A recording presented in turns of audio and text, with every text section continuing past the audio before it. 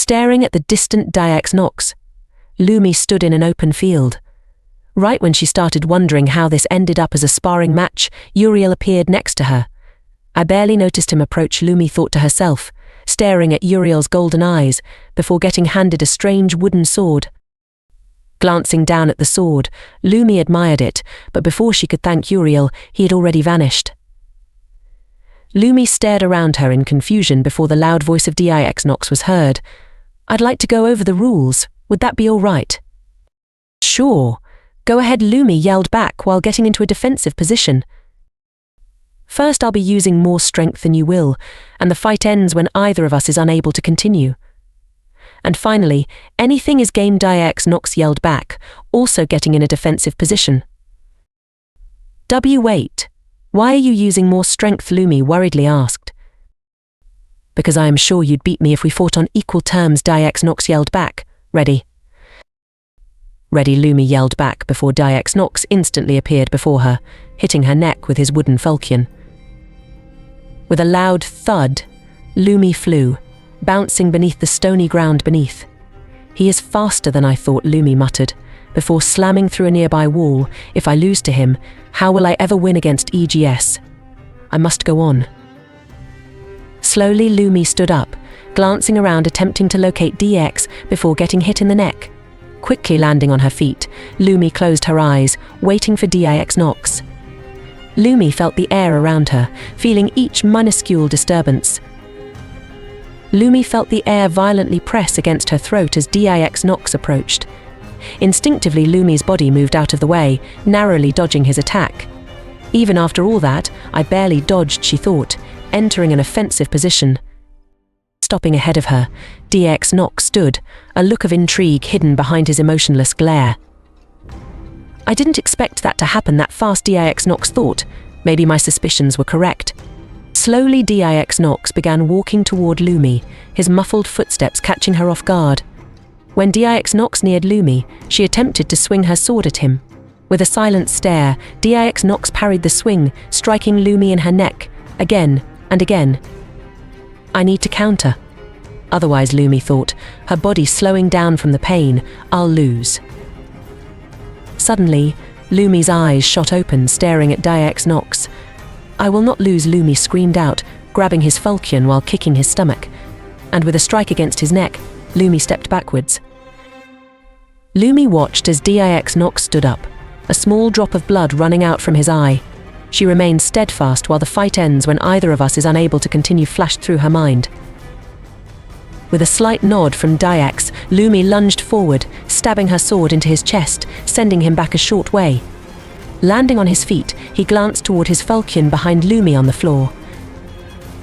The air hung silent, while the two stared at each other, waiting for the other to make a move.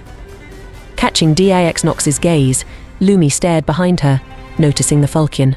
Right when Lumi turned her head, Dyax Nox lunged toward her, punching her in the face, before picking up his falchion. With a thud, Lumi slammed against the ground, before quickly standing up and lunging at Dyax Nox. Attempting to stab him in the throat, however, the strike quickly got blocked. "You're more skilled than I thought," Dyax Nox muttered, kicking Lumi back into the ground. Lumi sighed heavily. She needed a way to knock him down, yet she couldn't think of anything. However, with a sudden thud, Dyax Nox poured his strength into a stomp. Right when his foot connected with the stony ground, it cracked and shattered. And while using the gained momentum, he kicked Lumi in the neck. Lumi attempted to stand, but she was in too much pain, and with one final moment of desperation, she threw her sword. It barely nicked Dyax's ear. "If I lose to him, how will I ever win against EGS?" Lumi muttered, before passing out. A few hours later, Lumi awoke in her bed. Upon glancing around, she found Dyax Nox sleeping on a chair. A slight smile grew on her face before Dyax Nox woke up. "Why are you smiling?" Dyax Nox asked in confusion.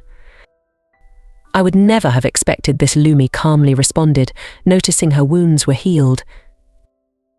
"I wanted to make sure you were all right after the beating you took," Dyax Nox softly spoke.